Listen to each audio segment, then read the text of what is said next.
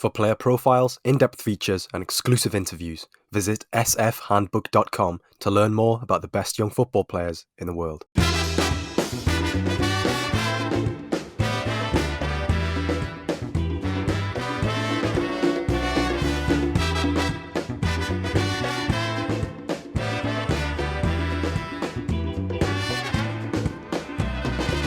Hello everybody, welcome back to the Scouted Football Podcast with me, your host, Joe Donoghue. Long-time listeners, I have a favour to ask. If you're currently listening via Spotify, there's a new feature which allows you to rate our podcast with 5 stars. If you like what we do here, open the app, slap a 5-star review on there, and if you're feeling extra generous, recommend us to someone you know who likes hearing about lesser-known football stories, especially in the world of under-23 football. Today, though, we're making a return to Spain, and it's another Scouted guest debuting on the pod. Let me assure you, Ruairidh Barlow knows a thing or two and then some when it comes to Spanish football. We'll be exploring a LaLiga case study, which has caught my attention this year, as well as discussing 3 or 4 other players who've caught the eye in the first half of the season before we head into the winter break. So stick around for those in the second half of today's episode. Firstly, though, Ruairidh, welcome to the podcast. How are things? Yeah, not too bad. We were just discussing how we might get something of a bit better Christmas this year. So looking at the silver linings, but all in all, I'm pretty well, Joe, and I'm happy to be making my debut. Hope the pre-match nerves don't get to me. Definitely not. No. For anybody who doesn't follow Ruairidh or doesn't know the work that he does, he's a Spanish football expert. You know, that's very much your jam. I know you cover La Liga for La Liga Lowdown. You provide bi-weekly updates on the Road to Nowhere pod with Ali and Michael, which I'd implore anybody to check out. And you know, I just wanted to know, what was it that sort of inspired you to follow football in Spain so closely? Yeah, it's a bit of a weird one, actually. It's probably mostly a byproduct of my mother's travel habits. So she loves traveling, and when she had me, she didn't really stop. So she took me to South America when I was about 7 or 8 for about 6 weeks. And from there, sort of developed an interest in Spanish, the language, and a lot of the sort of Latin American culture, and that developed into more holidays to Spain. Very much fell in love with Barcelona, the city, and then the football club. And at the time I was growing up, it was Ronaldinho's kind of peak era, and I would challenge anyone who was kind of growing up around that time not to fall in love with look at Real Madrid. They had the Galacticos, they had Ronaldo, Zidane, Figo, anyone you want to name, and then Barcelona came through with Ronaldinho, Sami Eto'o, and then laterally Leo Messi. So yeah, it's been a love affair that kind of expanded out of that kind of era of football. And then following on from that, just a lot of... I ended up studying Spanish at university and everything. So full on bought the company after sort of a fleeting or fledgling interest based off holidays, essentially. Well, you're fully paid up there. Yeah, I mean, that Barcelona era, you've kind of fell into it at the absolute best time to have been following a club like that, with obviously Ronaldinho kind of just being the warm-up act for Lionel Messi in a way. With the Galacticos, I think you're kind of leaving Thomas Gravesen and Jonathan Woodgate a bit shortchanged there by not mentioning their famous stints in Madrid. But no, we'll get on to today's case study, and it is a club in Madrid. And it's Rayo Vallecano, who are 4th in La Liga at the time of recording. That might change tonight, so by the time you're listening to this may be out of date. But they're doing very well, and that's the point that I want to stress. Would you believe it? Promoted from the Segunda División last year via the playoffs. They finished 6th in Spain's second tier. But obviously now find themselves in the Champions League places or the European places after an excellent start to the season. And this is a bit of a different one for the Scouted pod because, we typically focus on young players or particularly young sides or youth football tournaments. But Rayo, they're not really a team of young players per se. I mean, you've got the likes of Oscar Trejo, Radamel Falcao, obviously a very identifiable name for many followers of European football, world football in general, and the like, who are, they're not exactly spring chickens, but they're playing under a young coach by the standards. Andoni Iraola, who's 39, probably turning 40 soon now, I've said that. But, they're a club who, 15,000 capacity at the stadium. Never finished higher than 8th in the top flight. They're absolutely flying at the moment. And I also love that they've got a Zidane, a Guardiola, a Suarez, and a Falcao all in their squad. Maybe not the original versions except in Falcao's case, but yeah, they've been a real breath of fresh air, I think, this season. Yeah, I think Rayo Vallecano on the whole have been quite a lovable club for many. They are the hipster's choice in Spain, so to speak, but with good reason. I think they are I think we'll come on to it, they're a very social club, and the fans have a large influence on them. Just for a bit background, I don't want to go all Wikipedia on the listeners, but they spent kind of 19 seasons in La Liga, 35 in Segunda, and then 16 in kind of the lower divisions beyond that. So they are more or less a Segunda club for most of their history. The last 25 years, they've seen a lot more success in terms of kind of spending time in La Liga. But yeah, as you say, a breath of fresh air. They came up by the skin of their teeth, and I think nobody really expected them to. Iraola last year, at one point, was even on the verge of getting a sack. So that kind of tells you, really, this kind of came from nowhere in terms of Rayo's rise and in terms of their success this season. I will admit, start of the season, I had them dead to rights. I thought they were going down. I did not think that they had enough, and in Spain, the playoffs, they finish about 2 weeks after Segunda, which takes you right into sort of the middle of May towards the end of end of May, sorry, middle of June. And you have very little time to prepare for the new season after that. And so a Rayo team that, as you say, was good enough to finish 6th in Segunda last season and wasn't particularly taking the world by storm, they've come up, and I think they've shocked everyone with not only how well they've played and how successful they've been, but just how entertaining they've been, because they've not played like a small team. They've mixed it with the best, and you only have to look at their game with Barcelona to see that this is a team that backs itself and has enough confidence installed in them by Iraola to go at it with anyone.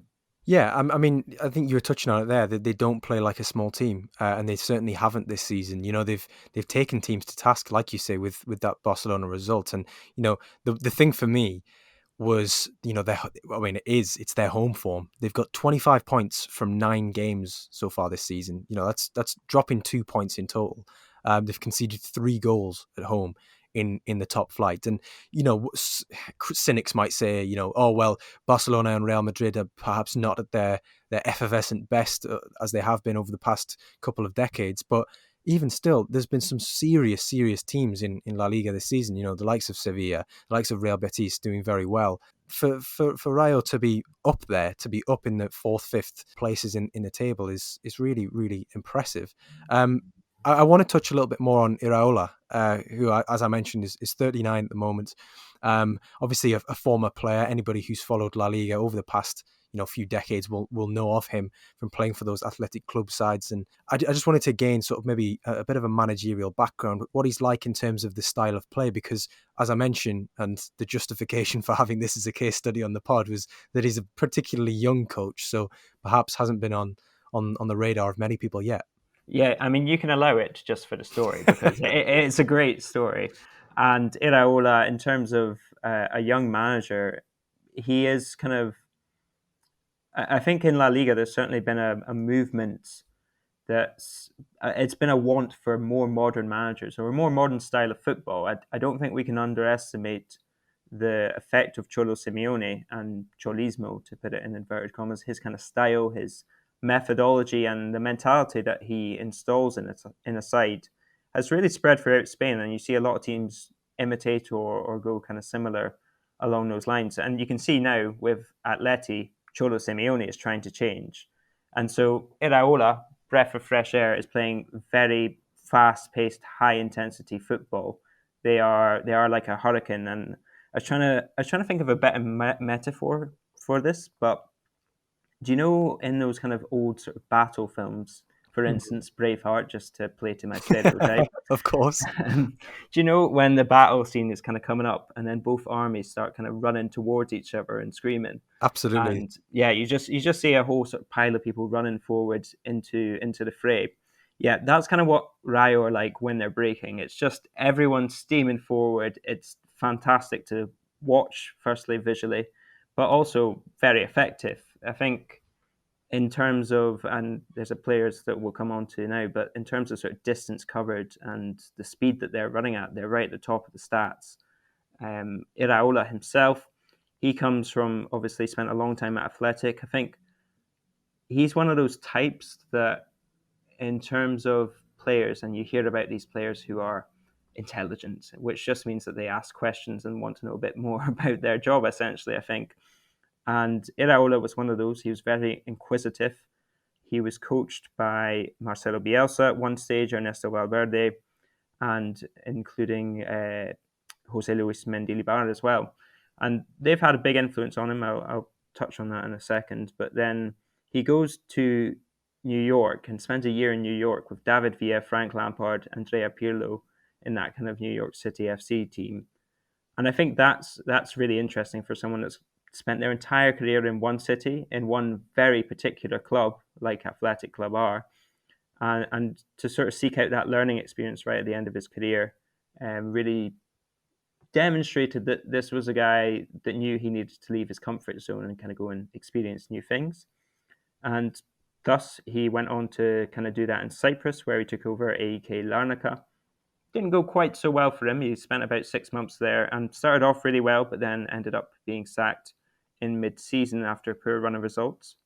Then he moved on to Mirandés, which is a tiny wee club in sort of the northeast of Spain. Did pretty well there, kept them up and kept them competitive, but he also went on a pretty magical cup run where he got them to the semi-finals of the Copa del Rey and knocked out a fair few big boys on the way to that. And that is kind of where his star kind of really began to blossom. And then he's joined Rayo Vallecano, got them up, and now he has this style which I don't want to quite say it's Bielsa-like, because in terms of intensity, in terms of pace of football, I'd say it's similar to that. But in terms of being quite so gung-ho and quite so committed to your principles, he's a little more, again, savvy is not the word, but a little more drawn back from that and willing to compromise a little. To me, I mean, you said straight away there, you know, you were talking about distance covered and sort of the intensity at which they run, and immediately the Bielsa alarm bells were going off in my head. And then I was kind of just looking at the list of athletic club managers, and you know, you think as a player, you get to the point, or you hear players get to a point where they start thinking about coaching. They start thinking about what they're going to do next with their career, and that usually comes sort of around their late 20s and into the early 30s. And I think the fact that Iraola, I mean, it comes as no surprise that he's worked under Marcelo Bielsa and then Ernesto Valverde sort of as his two last managers with Athletic, and you know, they're going to leave a significant imprint on any player, really. Definitely. It's the interesting thing for me is that although stylistically, in terms of what he wants his team to do, he has taken stuff from Bielsa.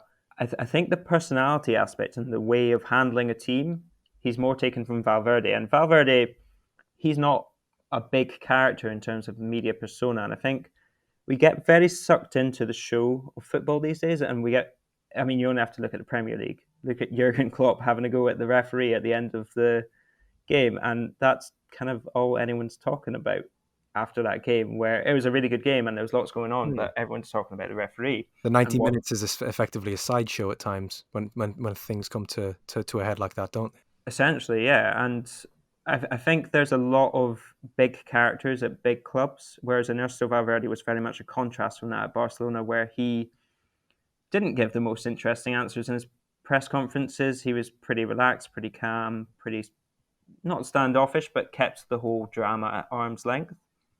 And Iraola, for me, has something of that in his style.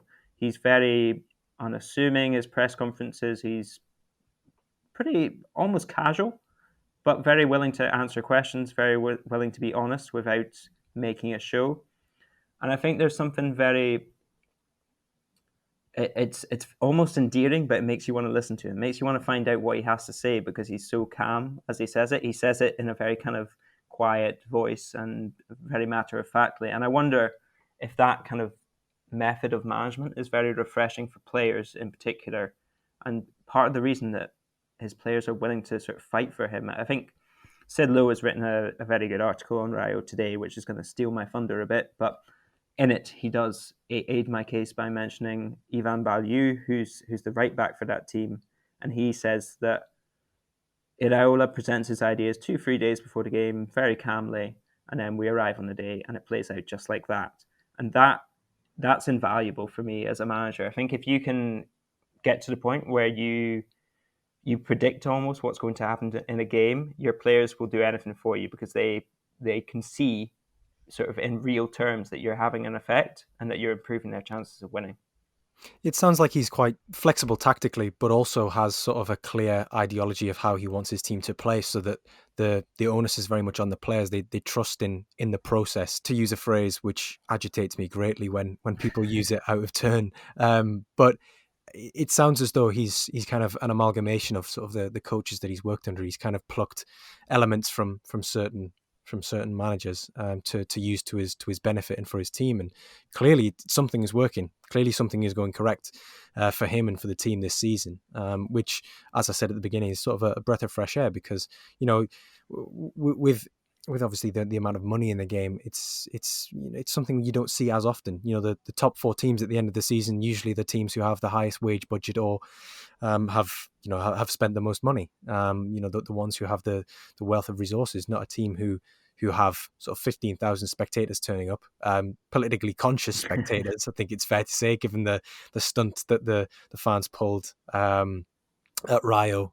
Was it the beginning of this season or the end of last season, when a sort of a far right political figure was invited to the club by the ownership? Yeah, I think it was the end of last season, and it was one of my favorite sort of fan protests. Oh yeah, mine too. Definitely. So theatrical. Yeah, very much so. It was a real effort to go to secure the hazmat suits that they turned up in. So, leader of the far right in Spain, the political party, was invited by the president to the ground to watch Rayo Vallecano. Bear in mind, this is when none of the fans were allowed in. So the following day, the fans from the Bucaneros, which is kind of the fan group there, they turned up in hazmat suits and proceeded to disinfect the stadium, which is a fairly comical take on the issue. But yeah, it's a weird club in the sense that it's very community orientated in terms of what they sort of represent and what they stand for. Very politically conscious in terms of, as you said.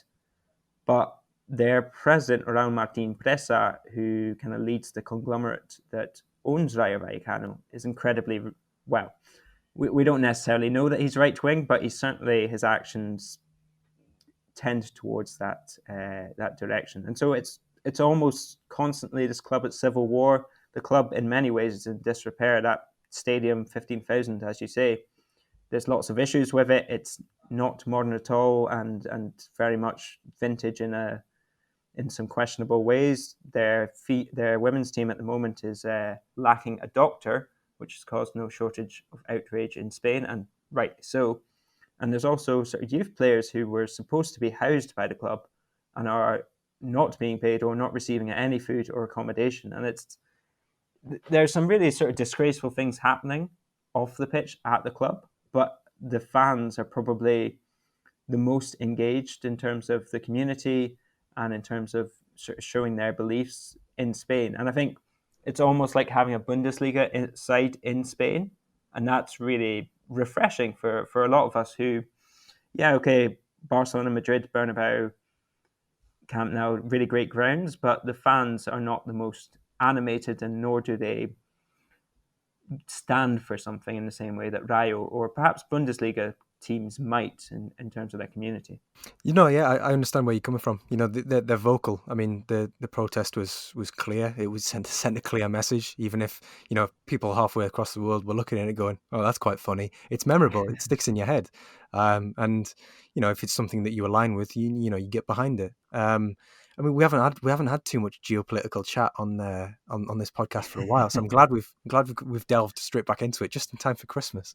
But I mean, back to sort of the playing side of things, there aren't really a great deal of under 23 players sort of to discuss at Rayo, which makes it a bit of a curious case study for this podcast. But there is one who has been, in particularly good form this season, as far as I can see.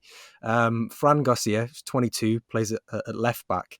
And he's correct me if I'm wrong, but he's played every minute so far of this season. I mean, from sort of a bird's eye view, it looks as though he's very good in terms of pressing the opponent, which, given the description that you gave of Iraola's style, comes as no surprise. And also sort of at reading the play, sort of intercepting and sort of being that little bit combative on the wide areas in defence. I mean, is that something which, I mean, first of all, what's he been like whenever you've watched Rayo? But I mean, what's he like in terms of as a player? He's quite a machine, it has to be said. He gets up and down as well as you would want your sort of modern day fullback to do. He is incredibly fast. I think he's got the fastest recorded speed in the top division this year, which is pretty impressive to say the least. And he's also in the top 5 for ground covered. He gets lots of crosses in, and I think his main goal, his main sort of idea about his play is to get to the byline, just to kind of give you an idea of what he does. They play very wide wingers. I think it's one of the things that really stands out about Iraola's style is that he was a fullback.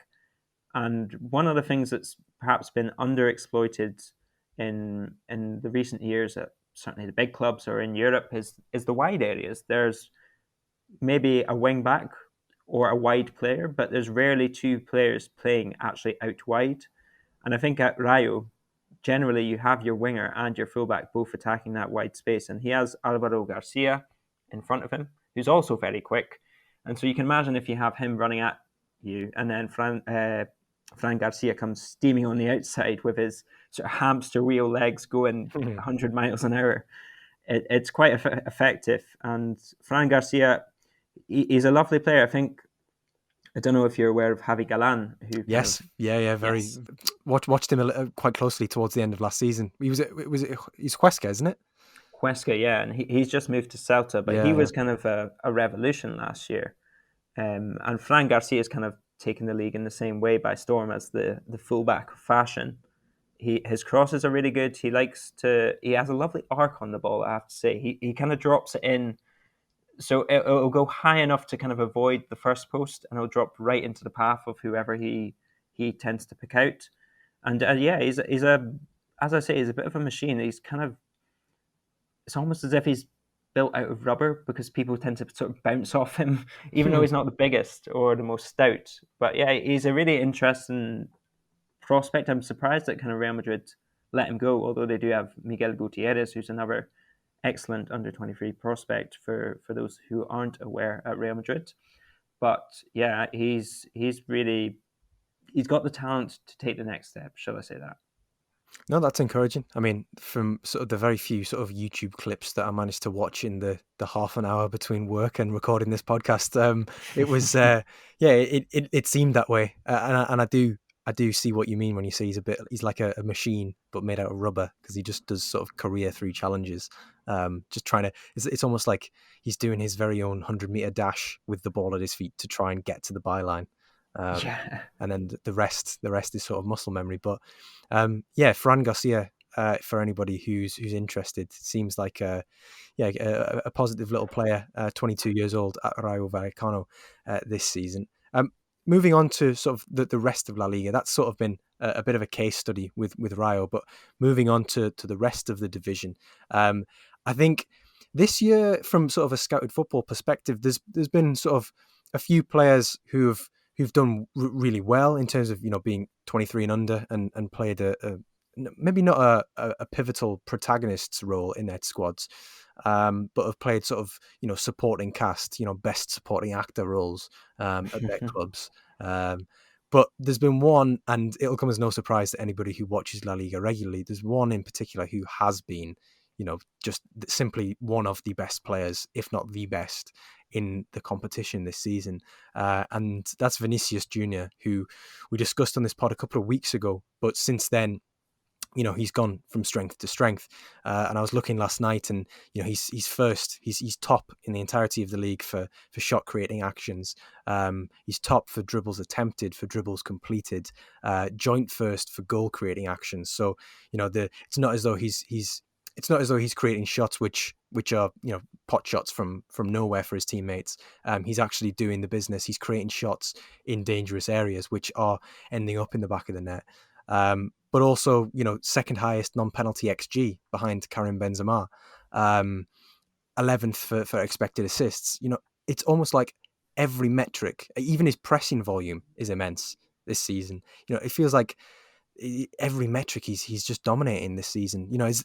Is there a real case for, in your opinion, Rory, for him to be player of the season? Yeah, 100%. I mean, right now, Vinicíus is probably the difference between Real Madrid being top and maybe being level on points, but certainly not at the distance which they are, which is 6 points, although Sevilla do have a game in hand. I don't think I've ever seen a player go from being quite so bad in front of goal, and I use the word bad. I mean, perhaps it's cruel, but it's true. He was bad in front of goal before this season, and I've never seen anyone almost flick a switch from season to season and turn into this absolutely lethal goal scorer. The rate he's going at, as you say, it's pretty incredible, and I think sometimes, I mean, there is going to be a bit of a slowdown because he's going at more than last time I checked, at least, it was more than a goal a game in terms of creating goals. And so, yeah, there will be some slowdown to an extent, but he's really taken the next step from being a talent and potentially an untapped talent to being an actual threat that teams need to cater for. And I think that will, for the second half of the season, that will be the most interesting thing, is because when you become a big name and when you become the main man that all your teammates are looking for, you also become the big target for everyone else. And defenders across the league will be working out ways to try and stop him, to try and limit his effect. And so it'll be interesting to see, because right now I'd say he's more or less limited to the left wing. But as teams try and sort of shut that down, I wonder if he'll move away from that. And you saw against Atleti, actually, in the Madrid derby, he comes off the left wing, goes onto the right-hand side and plays the ball in for Benzema to get the opener. And so I wonder if we'll see him move around a little bit more, become a little bit less attached to that left wing. But at the same time, I'm not sure that's necessarily where he'll be most effective, because right now, sort of, he brings back minor memory sort of Neymar when he first came to Spain, and not in the same kind of way that they dribble, because they have very different styles, but in the way that their job was literally to receive the ball out on the left-hand side, and then you go at your defender, you try and take them on, and you try and beat them by whatever means you can. And the aggression with which he kind of assaults defenders as he goes at them, it's really quite a force of nature kind of thing to watch. It's incredible, and that has essentially been the difference between Real Madrid this season, where they are an attacking force, and I think Ancelotti has loosened things up a bit. But having both him and Benzema as threats really changes the game for the opposition, because before, if you have just one player, for instance, like Barcelona with Messi in previous seasons, if you have one player that you need to shut down, it's somewhat easier to do so. Whereas if you have the both of them, it's impossible to close down so much space at the same time. Yeah, I know what you mean in terms of the aggression with which he sort of attacks defenders. It's almost cartoon-like, when they sort of their eyes are sort of rolling around in their heads, and you've got a little Tweety bird sort of circling around the top as they're sort of sat dumbfounded. It has been like that at times, especially coming off the left, sort of going across the face of goal. I love that move. I prefer it on the other side. I don't know why. Maybe it's camera angles. Vinicíus, yeah, he's made a habit of that this season, and the whole flicking of the switch to be such a consistent performer, to be putting out so much consistent output this season is it's really good. I mean, I was not to be sort of the bringer of bad news, but I was sort of looking at the XG of it, and he does have the third biggest XG over performance in La Liga this season, behind Benzema and Juanmi at Betis. And I was thinking, oh, okay, so there will be a slowdown at some point. XG will catch up with him because it's not a small overperformance. It's by about 3 goals. So I'm looking at that and I'm thinking, does it suggest he's exceeding the average, which is all XG is, because he's performing at a level which is true to form? He's an elite player, so naturally he's outperforming his XG. Or is it a sense that he is getting a little bit lucky at times, and he's perhaps scoring opportunities which on another day just wouldn't go in, for whatever reason? I don't watch nearly enough of Vinicíus to have an outright opinion on it, but that was something which I was kind of tossing up in my head. It's an interesting way of looking at it. I think we've actually, like you say, I think we need to, or sometimes at least I forget that XG is just the average. So when you think about elite players, then they should be overperforming their XG if we want to think of them like that. Yeah. And when I'm looking at the fact that Benzema has overperformed his even more so than Vinicíus, that is less surprising to me, because I know that for the past decade Benzema has been an elite finisher. He's been an elite striker. I think it's purely the recency that Vinicíus has come into form that makes me think, oh well, that'll tail off at some point. And that's a totally fair point to put to him. I think for Vinicíus, it's tempting to say that he's going to slow down. I think he won't go quite at the rate he is right now. But in terms of him making a sort of permanent step into that role of being an elite finisher or an elite goal threat, I think he maybe has made that step, because Graham Hunter, I don't know if you're familiar with him. Yeah. He wrote a really good article about Vinicíus and about the sort of change in this, and it was almost as if, the way he put it, was as if it was kind of heavy metal, white noise, like in his head, and you can kind of see all the sort of possibilities in his mind kind of ballooning as he was kind of going in on goal, or sort of if he had a one-on-one in seasons previous. Whereas now it's kind of pure sort of either silence or like classical music in his mind. Serene. Yeah, it doesn't look like he's thinking about what he's doing. So I think it's almost the mental side of it for me that maybe pushes me into the side that he will continue this form and he will be able to overperform his XG in coming seasons. And it's actually really interesting, because obviously the whole world is aware that Real Madrid are trying to sign Kylian Mbappe, and I'll be fascinated to see if they form a front line of Mbappe, Vinicíus, and Benzema, and how that works out. But because there's just not enough sort of space or defensive sort of competency in that. But yeah, he's becoming the player that I think Real Madrid thought Hazard would be for them. Yeah, and they're not quite the same, but he's performing that role. Yeah, especially from that left hand side as well. Another player that is a wide player, is a winger, and it's fair to say is quite direct. Is Nico Williams. Seems to be quite a few of those in football at the moment. But Nico Williams is Iñaki's younger brother at Athletic, and I was really, really, what's the word? Not delighted, because I don't know them, but had a mutual kind of wholesome happiness for them. Yeah, kind of like a wholesome happiness for when I discovered that, oh yeah, of course Nico is Iñaki's brother, his younger brother. And he's been posting some good dribble numbers this season for Athletic Club, and he's been coming off the bench really regularly. And I mean, you see it all the time, brotherly relationships at the same club. I mean, immediately off the top of my head, I'm thinking, your Gary and Phil Nevilles, your Shola and Sammy Amiobis. Perhaps not the same comparison to Nico and Iñaki, but I'm thinking about how Athletic Club are the academy club, promote from within FC, because that's all we can do. And I'm thinking, well, okay, so Iñaki's been such a success for them, so consistent, the longevity that he's had over the past, pretty much decade, certainly over the past 5 or 6 years. has been a subplot to each of Athletic's seasons, and now you've got the younger brother Nico Williams coming through.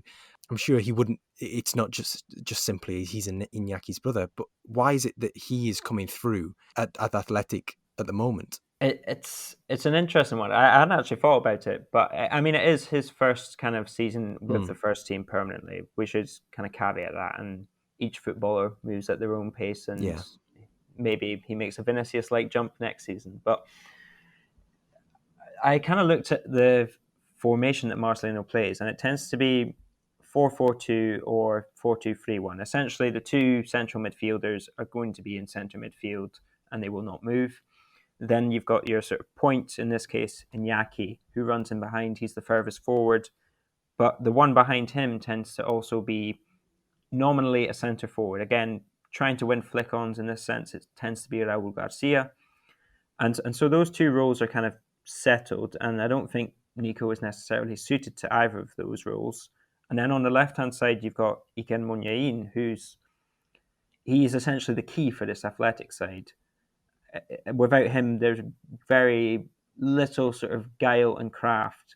And so that just essentially leaves one position for Nico to compete for. And in that position, you've got Alex Berenguer, who's, for them last season, he was massive. He scored 6-7 goals, but they were all vital. And he was a real revelation for them last season. So he obviously has the benefit of the doubt. And so to win minutes off Berenguer, quite tricky. But in terms of Marcelino as well, we've also seen him at Valencia, and he likes to employ Carlos Soler on the right-hand side and have a sort of hybrid third central midfielder / wide man. And so more than anything that Nico's doing wrong, I think, I wonder if Marcelino just doesn't see him as the right profile for that right-hand side, given everything else he's built. In terms of the difference between him and Iñaki, he's definitely, well, there's a big debate in Spain about whether Iñaki Williams is actually a striker, and I am firmly on the side of he is not. He should be playing out wide himself on the right-hand side if I had my way, but I think Nico is definitely a wide man, and although he's very quick, maybe not quite as quick as Iñaki, doesn't tend to open up the legs and go sort of steam engine style in behind the defence as much as Iñaki would. I mean, the word on the street was that Nico Williams was better than Iñaki. And how you define that is kind of tricky. But in terms of a more technical footballer, I think they have a point to that. And in terms of feet, he has very good feet. He has a bit more craft about him in terms of trying to beat his man. He has a very upright running style, actually, which makes him very unpredictable almost to know where he's going to go or what he's going to do with the ball. But yeah, if you're asking me why he hasn't been used more often and why he's been more of an impact player, I think Marcelino, more than anything, doesn't want to duplicate the profile he has, firstly with Iñaki, and in terms of sort of a winger trying to come inside or trying to get to the byline, he has some of those. So yeah, it's not necessarily down to Nico as such. I was kind of sort of querying why it was him of all players that has sort of made the breakthrough. To be obviously, I know he's not playing regularly, but he is coming off the bench quite regularly. He's in double figures for appearances this season, which I know that they're probably housing a smaller senior squad than most teams, but he is being called upon by Marcelino. Definitely, and to go back to sort of Munyain about him being the key to this operation, it's because they don't have many players of that kind of craft and guile. And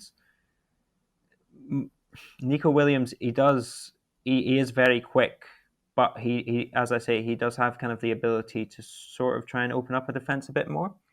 And it's not just the fact that he's Iñaki's brother, but he is also very hardworking. He does have a lot of he does have legs, so to speak. So I think he represents a different profile to what they have coming through the academy. But in terms of sort of the first team dynamics, I wouldn't be sort of. I think he's more of a sort of replacement in terms of what he's looking for and what he has in the first team, as opposed to what they have coming through. And you've seen Oihan, who's another player coming through the academy. He's also been deployed on the right-hand side at times. And he's very much more a central midfielder and doesn't sort of move too much from that position in the same way that Soler was the central midfielder on the right-hand side. So I think, yeah, he just represents something a little bit different for Athletic, and constantly they are plagued by the fact that they have a lot of very solid central midfielders, a lot of very solid centre halves, some quite good fullbacks too, but in the attacking third, they're often pretty lacking. Yeah, I mean the Williams family story is it's fascinating is probably the word for it, because the Sid Lowe, who you've already mentioned here, he did a piece with Iñaki earlier this season, about, I think it's titled something like "My Parents Crossed the Desert to get to Spain," and it's about sort of the migrant story of his parents going from Ghana to Spain, and Iñaki playing something like 200 games in a row in La Liga. It's a real interesting story, and Nico, being his younger brother, now playing a bit part role in the first team is an offshoot of that. So I'd suggest, if anybody wants to read more about that, then do go and find that article by Sid Lowe on Iñaki Williams in The Guardian. But there's when you were talking about sort of the style and the way that Athletic play under Marcelino, with sort of that 4-4-2, but not really a 4-4-2, because is Iñaki Williams a striker? Did Raul Garcia playing sort of a little bit deeper? I was thinking about Oihan Sancet, because he was a player which David Cartledge, who also knows his stuff on La Liga, has been on this podcast a few times, mentioned to me as a name probably a few years ago now, somebody coming through at Athletic, and he was somebody I hadn't heard of before. Obviously, this season he's playing quite regularly. Played semi-regularly last season as well. I think in the sort of 20s in terms of the number of appearances he made, not always from the start, but looking sort of at the numbers, I was, Oihan Sancet seems to be sort of a creator as opposed to a finisher. I think that's pretty clear. Quite high on shot creating actions per 90, with around 4.5 per game, and goal creating actions per 90, which is more around 0.6 per 90. I'm just curious to know, what is the whole dynamic with how Marcelino sets up his attackers there, because if Oihan Sancet is the creative one of that front two, then surely he's the one who'll be deputizing for Raul Garcia. Is he also capable of bringing the ball down in sort of the same way, making it stick and being that focal point for players to run off? Yeah, I mean, he's not quite Raul Garcia in the fact that although he is a big unit, he's not. I mean, Raul Garcia is an absolute warrior of a player. Yeah, he's a gladiator. Yeah, he's all about winding up defenders and winning aerial challenges, that kind of thing. But Oihan Sancet, I think he's also interesting, because certainly when he was coming through, and if somebody from the Athletic diaspora wants to correct me on this, I was under the impression that he was a central midfielder of that kind of Athletic type, of being pretty much sat in that central midfield, being a big physical presence, and then playing the ball off. But he does have that kind of more creative streak, as you say. It's interesting that he's listed as a forward on fbref.com, which is where I get a lot of my stats, because generally speaking, I think it was accepted that he was a midfielder. But he does have that kind of ability to play the final pass. Or one of the phrases that I really love in Spanish is "salir siempre salen en la foto," which essentially just means they're always in the photo when a goal is scored, and it's used generally to make a derisive comment about defenders. But in this case, Oihan Sancet, he's often in the kind of photo of the goal being scored for Athletic, or when they do score, because they don't score a lot. But he's sort of big enough to cause problems and be sort of a factor for the defence to keep an eye on, but also technically good enough to slip it round the corner to play that quick pass off with Iñaki Williams and to get someone in behind. So I think he's playing there more out of necessity than anything. On FBref, he was on the top 97th percentile, I believe, for receiving progressive passes, which kind of tells you that he also has a good positional sense of where the space is and to be able to pick the ball up in those areas. But maybe it's, I mean, sort of on my own sort of self-criticism. Maybe it's just the fact that he is so big and he does play for Athletic that we don't regard him as kind of a David Silva type player where you get the ball, you take a couple touches and you give it off perfectly into the path of someone. Maybe that's the reason we don't regard him as kind of that player. But in terms of a creative force in Athletic, he's certainly one of the more promising players that they have. No, absolutely. That's sort of what I had seen of myself, but was kind of waiting to hear that sort of be validated by somebody who knew a lot more what they're talking about. But yeah, he's 21 years old. Nico Williams is 19, I believe. He's certainly younger than 21. And they're two players, obviously, at Athletic Club. I mean, you've also got the likes of Unai Vencedor, Unai Nunez. A lot of Unais. Yeah. Yeah, lots of Unais. They've got a decent under-23 crop, obviously, as you'd expect, given the Basque-only policy and the historic connection to sort of youth football there. But yeah, Ruairidh, thank you very much for providing your insight on Spanish football today. No worries. The pleasure was absolutely all mine, and it's great to be on Scouted Football, as I'm sure the listeners will agree. Give that 5-star rating to one of the best in the business. Thanks for having me, Joe. Very, very kind. It's kind of turned into a bit of an Athletic Club podcast, this one, hasn't it? With obviously Iraola spending 12 years of his professional career there now at Rayo. But we'll keep this one marketed as a Rayo podcast. But yeah, it's been a bit of a La Liga roundup, talking about a few of the other players as well, including potential candidate for player of the season, Vinicíus Jr. But just finally, Ruairidh, where can people find you? Where can people engage with your work? Maybe on the likes of La Liga Lowdown and the Road to Nowhere pod and that sort of thing. Yeah, a lot of my stuff will be out on Twitter. It's at Ruairidh Barlow, spelt RURIBARLOW, as in Gary. So yeah, if you head on to Twitter, I'll be promoting my work there. But generally, it's found on LaLigaLowdown.com or the Road to Nowhere podcast and various others that crop up throughout the season, as tends to be the case.